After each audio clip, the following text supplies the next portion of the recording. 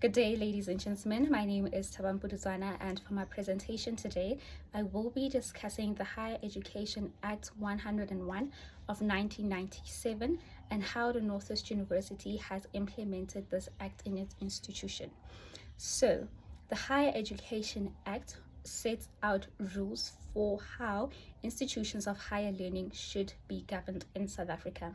All universities and colleges in South Africa, in their respective governance, management, and operations, are all being in compliance with all the rules that have been stipulated in this act. Some of the main aims of this act is to create a coordinated higher education system in South Africa. This is to ensure equality across all universities and colleges, and that no institution of higher learning is left behind in terms of its governance. Secondly, it is to ensure quality assurance and high academic standards. And thirdly, it is to establish governance structures in universities, such as the Senate, the Council, and the Student Representative Council. So, now, how has the Northwest University implemented this act? The Northwest University has implemented this act by being in compliance with it. For now, we are going to look at certain sections the Northwest University has specifically implemented. But this is not to say that this university was ignorant of other sections. This was just the ones that stood out the most. Firstly, it is section 26, which speaks to the institutional governance structures. The university has been in compliance with the section by ensuring that it does have the existence of institutional governance structures such as the Senate, the Council, and the Student Representative Council. Moving on to section 32, this section stipulates the institutional statutes and rules.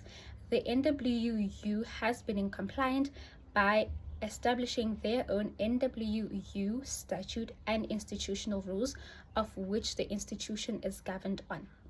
Section 35 speaks and gives effect to the Student Representative Council, which basically said that all higher education institutions must have an active SRC, and the Northwest University has truly been implementing this by ensuring that they have an active SRC, which is in office for the term of 1 year, which is usually around September, October of the current year, moving on to the next year.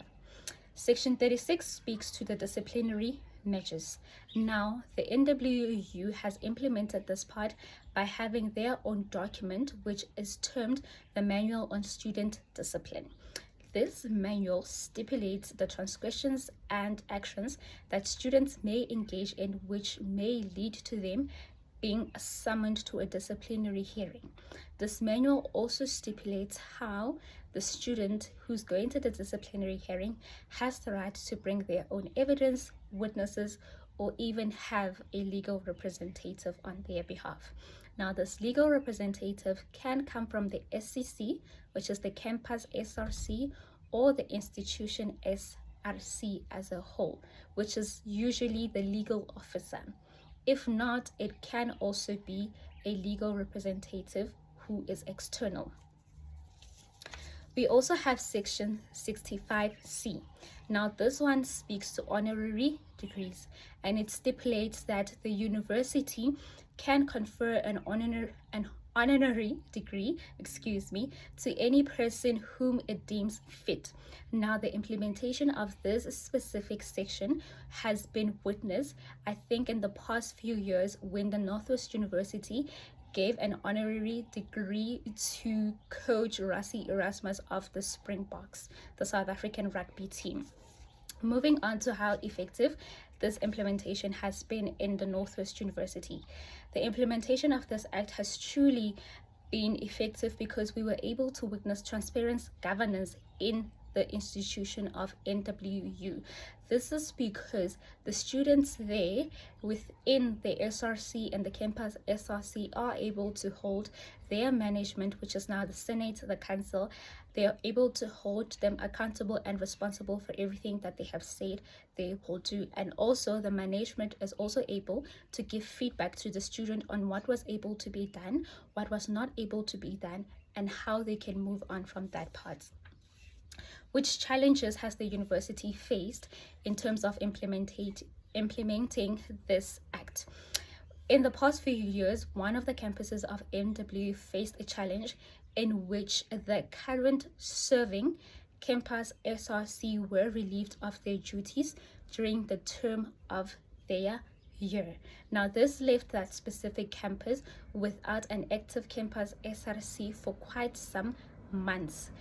As this has been said, it can be viewed as a transgression or contradicting to the Section 35 of the Higher Education Act, which states that all universities in South Africa must have an active SRC. So to counter this part, the institution's management, together with that specific campus management, had to elect their own interim campus SRC just to finish off the current term so that everything can run smoothly, as an active campus SRC is a very crucial part because it serves as a link between the campus and the students. Now we're moving on to the success of this implementation. This implementation has truly been a success because we were able to witness an increase in student participation. This is now because the students have a direct link, which is the SRC, and now they're able to post their challenges, their suggestions to the SRC, and the SRC is able to take them up with the management. In conclusion, it has been evident through everything that has been discussed in this presentation that the Higher Education Act is a crucial part in the higher education system of South Africa. And without the implementation of this specific act, a lot of universities and their governance and management would not have order. With that being said, this is the end of my presentation. Thank you.